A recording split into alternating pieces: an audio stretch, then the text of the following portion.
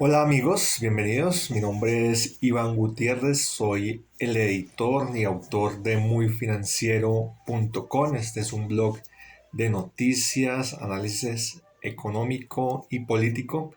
Y en esta ocasión, pues quiero hacer este primer video para YouTube, siendo una especie de prueba, pero también comentando lo que ha sucedido a nivel nacional en términos de economía. Yo soy de Colombia y pues acá en Colombia la economía, igual que en las mayorías de países de América Latina y países desarrollados, no está pasando por un buen momento.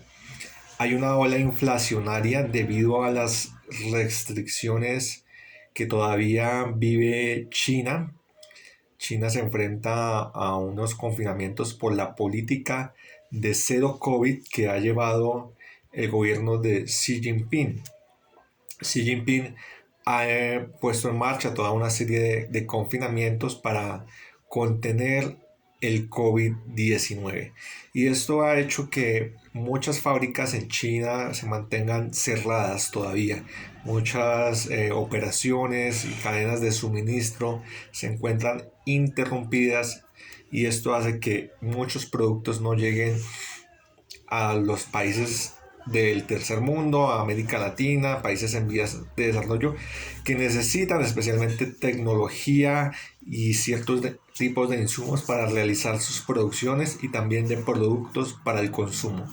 Al haber esta congestión en la cadena de suministros, obviamente todos los productos se encarecen por el choque de la oferta que hay, la falta de oferta de productos conduce a esa acelerada inflación.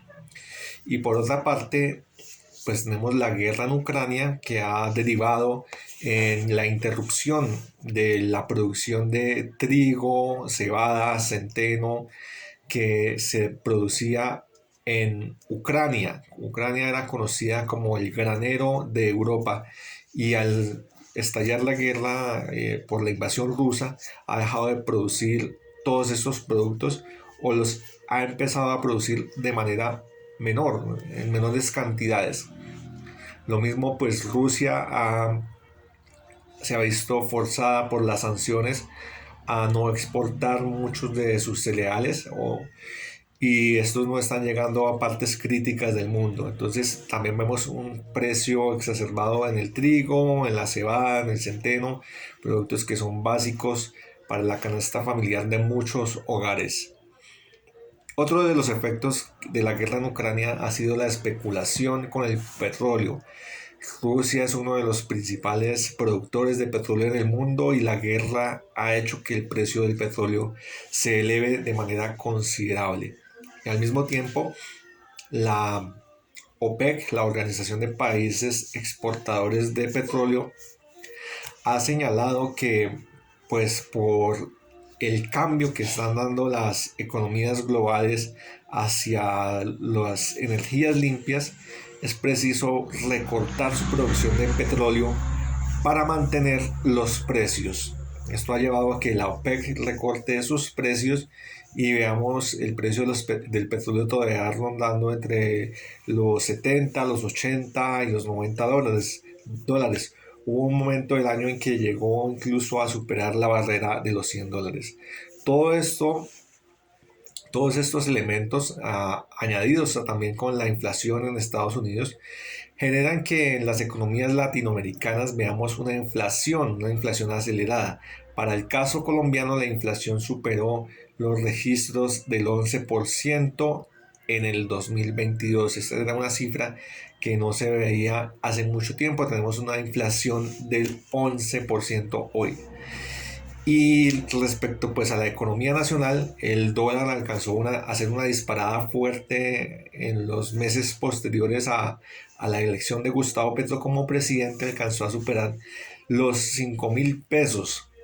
Y sin embargo, pese a todas estas noticias desafiantes, la economía colombiana se sigue sosteniendo, se sigue manteniendo. Se mantienen las previsiones de crecimiento. Colombia es una economía que se mantiene creciendo Asimismo, el dólar ha empezado a ceder. Después de estar en los $5,000, 5,000 pesos, bajó a los 4,700 esta semana. Los inversionistas no han huido, tal y como profetizaba la derecha colombiana. Los inversionistas se mantienen en el país. Yo creo que es importante revisar todos estos datos. Colombia tiene una inflación que obviamente es un poco preocupante, pero aún así el país avanza. Adicional a esto, tenemos que tener en cuenta que el país avanzará muy pronto a negociaciones de paz con el ELN, el Ejército de Liberación Nacional. Esto da incentivos mayores a las personas que trabajan e invierten en Colombia para realizar muchos más negocios. Estas negociaciones de paz con el ELN son positivas y son un acierto por parte del gobierno de Gustavo Petro. Además de esto, deberíamos sumar el hecho de que la reforma tributaria impulsada por el gobierno colombiano se aprobó sin mayores contratiempos. No hubo disturbios en las calles, no hubo un estallido social.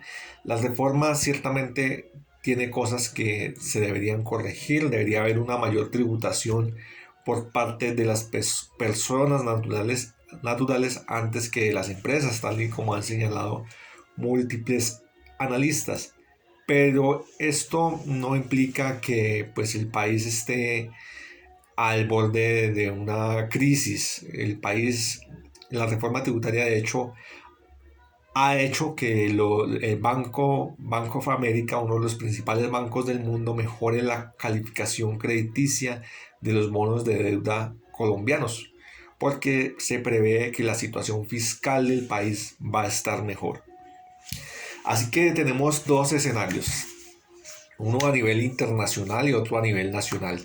En el nivel internacional vemos un ambiente económico desafiante, todavía pues marcado por la guerra en Ucrania, los confinamientos en China, la inflación en Estados Unidos, la producción reducida de petróleo por parte de la OPEP.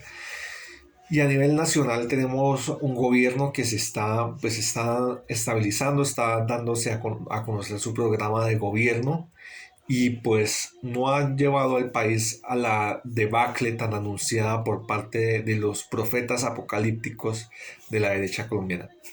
Yo creo que es valioso analizar estos elementos y darnos cuenta de que pese a lo que nos habían dicho, de que Petro llevaría a Colombia al socialismo, a la crisis, al hambre, la economía se mantiene. Y esto es una muestra de que las políticas progresistas pueden funcionar en un país, pueden funcionar en una economía de mercado de carácter mixto.